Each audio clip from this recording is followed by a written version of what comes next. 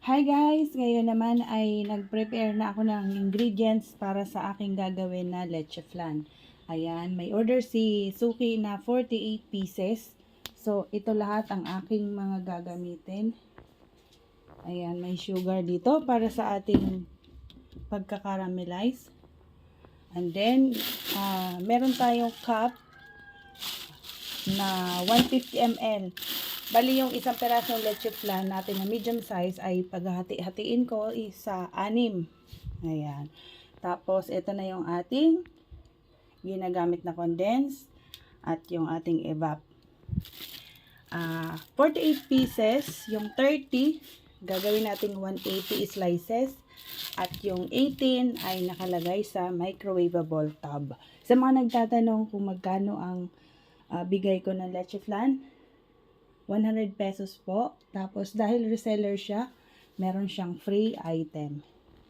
So, ang deal namin is 10 plus 2. So, ganon ang presyo ng leche flan.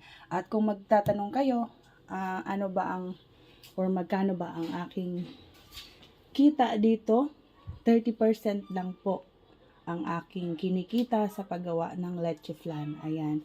Lalaki yan guys kung yung egg whites ay nagagamit ko na sa paggawa ko ng puto cake dahil hindi pa naman pasukan kaya wala pa akong puto cake. So, sa ngayon, yung egg whites ko ay naka-standby.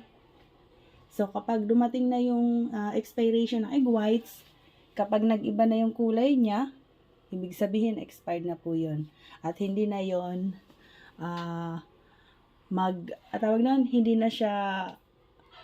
hindi nyo na ma-achieve ang kanyang mirang. Ayan.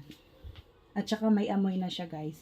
So every time nagagamit ako ng aking mga naka-store na egg whites, chine-check ko muna guys yung amoy niya. Kung okay pa ba. Ayan. Ang madaling masira kasi na egg whites is yung nahahaluan ng egg yolk. Ayan. Siyempre, minsan, hindi naman tayo perfect. Yung mata natin, hindi natin nakikita kung nahaluan pa ba natin o hindi. So, sa ngayon guys, ito lang muna. Ito lang muna ang may papakita ko. Gagawa tayo ng 48 na leche flan. Magkakaroon to ng sobra, alam ko.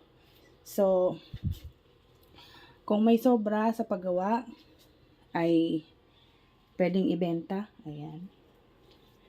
Ang alam ko nito makakagawa kasi ako ng 51 na peraso.